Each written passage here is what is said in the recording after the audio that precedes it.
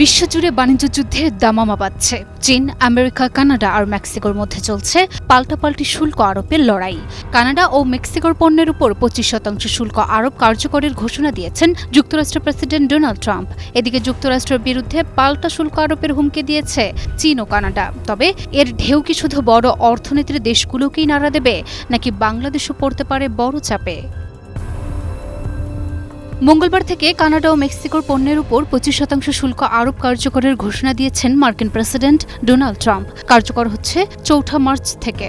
অন্যদিকে প্রতিশোধমূলক পদক্ষেপ নিতে যাচ্ছে চীন ও কানাডা। কানাডা ঘোষণা দিয়েছে যুক্তরাষ্ট্রের আমদানিকৃত পণ্যে 25% পর্যন্ত শুল্ক আরোপ করবে। চীনও চুপ নেই। চীনের নতুন শুল্ক নীতি আগামী 10 মার্চ থেকে কার্যকর করা হবে। যুক্তরাষ্ট্র থেকে আমদানি করা বিভিন্ন কৃষি পণ্যের উপর 10 থেকে 15% শুল্ক বসাবে বেইজিংও।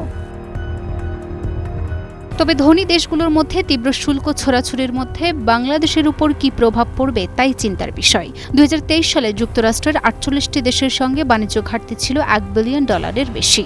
চীনের সঙ্গে $279 বিলিয়ন, মেক্সিকোর সঙ্গে 152 বিলিয়ন আর ভিয়েতনামের সঙ্গে $104 বিলিয়ন ঘাটতি ছিল।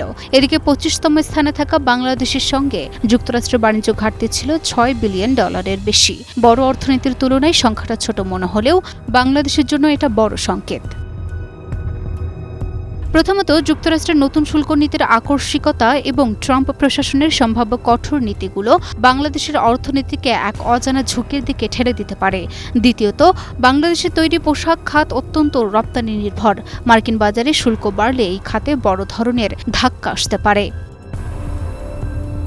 বিশেষজ্ঞরা বলছেন, এই ঝুঁকি মোকাবিলায় সরকারের উচিত কার্যকর কৌশল গ্রহণ করা। এটা শুধু স্বল্পমেয়াদী ক্ষতি সীমিত করবে না, বরং বাংলাদেশের অর্থনৈতিক স্থিতিশীলতা দীর্ঘমেয়াদেও নিশ্চিত করবে। সময়োপযোগী পদক্ষেপ এবং দূরদর্শী নীতি গ্রহণের মাধ্যমে বাংলাদেশের অর্থনীতি শক্তিশালী ও স্থিতিশীল রাখা সম্ভব। লুনা আফরোজ, নিপা, নিউজ 24।